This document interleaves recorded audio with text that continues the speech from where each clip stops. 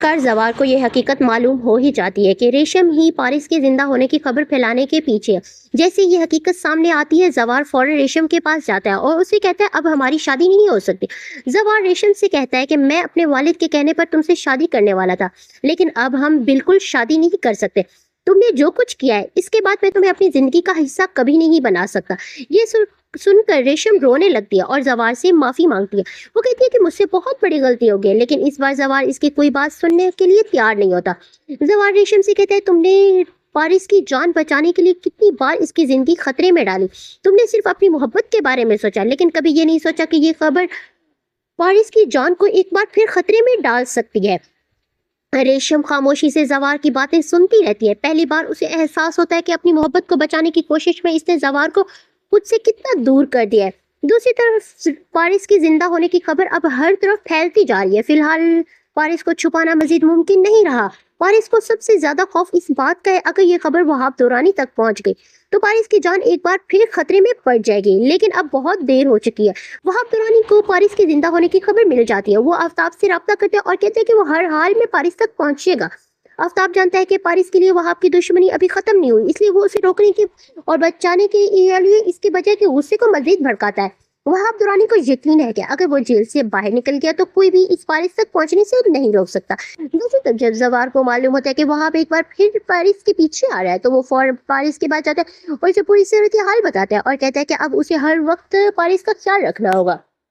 Paris घबराकर जवार से पूछती है क्या वहाब दुरानी एक बार फिर उसे नुकसान पहुंचाने आ रहा है। जवार इसका हाथ पकड़ के कहता है जब तक मैं साथ हूँ कोई तुम्हें कुछ नहीं कह सकता। इसी दौरान वहाब दुरानी जेल से फरार होने का मंसूबा बना चुका होता है। अगले दिन जब अदालत उसे ले जाने के लिए तैयार होती है तो रास्ते में उसके आधे पुलिस की गाड़ी को रोक लेते हैं। चंद ही लम्हों में वो पूरी सूरत हाल बदल जाती है और वहाब दुरानी अपने साथियों की मदद से फरार होने में कामयाब हो जाता है।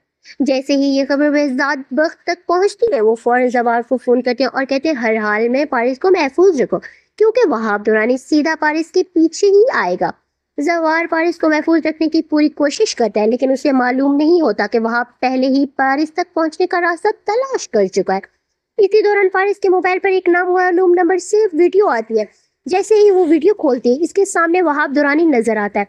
वो मुस्कुराते हुए कहता है शायद तुम मुझे भूल गई हो, लेकिन मैं अभी तक तुम्हें नहीं भूला, मैं तुम्हें लेने आ रहा हूँ। वीडियो खत्म होते ही पारिस के हाथ कांपने लगते हैं। जवार फौरन मोबाइल अपने हाथ में लेता है और वीडियो दोबारा देखता है।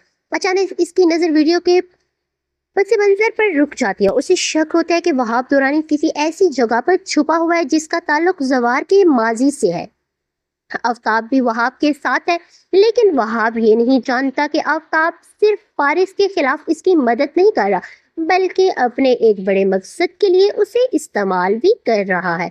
आफ्ताब चाहता है कि वहाब दुश्मनी में इतना आगे चला जाए कि आखिरकार वो खुद ही अपनी राह खत्म कर ले, ताकि आफ्ताब अपने खानदान और अपने वालिद नदीम की जायदाद पर बदला ले सके।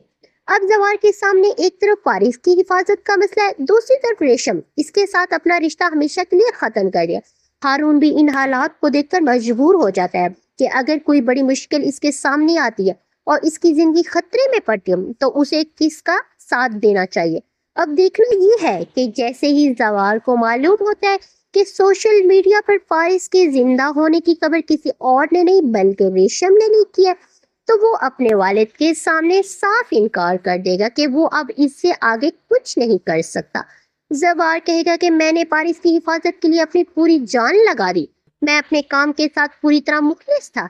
अगर मैं पारिस का मुहाफिज था तो मैंने उसे दिलो जान से बचाने की कोशिश की, लेकिन पारिस ने सब कुछ हाँ दोस्तों, रेशम ने सब कुछ बर्बाद कर दिया।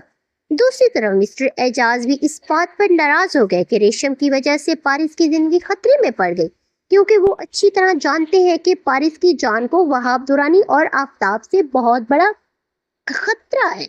मेरी राय में जैसे ही मिस्टर एजाज को भी ये मालूम होगा कि ये सब कुछ रेशम ने किया है तो वो बेदाद बख्श से माफी मांगेंगे और कहेंगे ये सब पारिस की हिफाजत के लिए किया गया था। वो ये भी कहेंगे कि आपने अपनी बेटी को हमारे हवाले किया था और हमारी तरफ से ये खबर लीक हो गई है कि आपकी बेटी जिंदा है, इसलिए हमें माफ कर दे। और फिर मुमकिन है कि वो ये भी कहें कि मैं अपनी बेटी की शादी आपकी बेटी से करना चाहता हूँ। वो बाकायदा रेशम का हाथ मांगने के लिए, रेशम नहीं बल्कि पारिस का हाथ मांगने के लिए बेजाद वक्त के पास पहुंच जाएंगे। اس طرح دونوں کی بہت جلد شادی ہو سکتی ہے اور ریشم پھر یہ دیکھے گی کہ نہ اسے ہارون ملے گا اور نہ ہی زوار۔ ریشم نے خود ہی اپنے پاؤں پر کلہاڑی ماری ہے، جیسا کہ گزشتہ قسط میں دکھایا گیا تھا کہ زوار بھی ریشم سے شادی کرنے والا تھا اور پارس کی شادی بھی ہارون سے ہونے والی، لیکن ریشم نے سوشل میڈیا پر خبر لیک کر کے سارا معاملہ ہی خراب کر دیا۔ اگر یہ خبر سوشل میڈیا پر لیک نہ ہوتی تو یقیناً پارس کی شادی ہارون سے ہو جاتی، اور اگر ریشم کی شادی زوار سے ہو جاتی تو شاید زوار بھی شادی کے بعد ریشم کو کہیں نہ کہیں پارس کو بھول ہی جاتا۔ اب آپ لوگ بتائیں کہ زوار نے یہ فیصلہ کر کے وہ ریشم سے شادی کرے گا، کیا بالکل صحیح فیصلہ ہے؟ میری نظر میں زوار کو ایسا ہی کرنا چاہیے تھا۔ اب دیکھنا یہ ہوگا کہ پارس کی جان بچانے کے لیے زوار کیسا قدم اٹھاتا ہے، اور کیا وہ ریشم کو بھی اپنی زندگی سے مکمل طور پر دور کر دے گا۔ آپ کو کیا لگتا ہے، کیا زوار کو اپنی پارس کا ہاتھ ہمیشہ کے لیے تھام لینا چاہیے؟ اپنی قیمتی رائے مجھے کمنٹس باکس میں ضرور بتائیں۔ آپ کو میری ویڈیو کیسی لگی ہے یہ بھی کمنٹس میں ضرور بتا دیں۔ ایک نئی ویڈیو کے ساتھ پھر ملاقات ہوگی۔ اپنا بہت سارا خیال رکھیے گا دوستو، ملتے ہیں نیکسٹ ویڈیو میں، تب تک کے لیے اللہ حافظ۔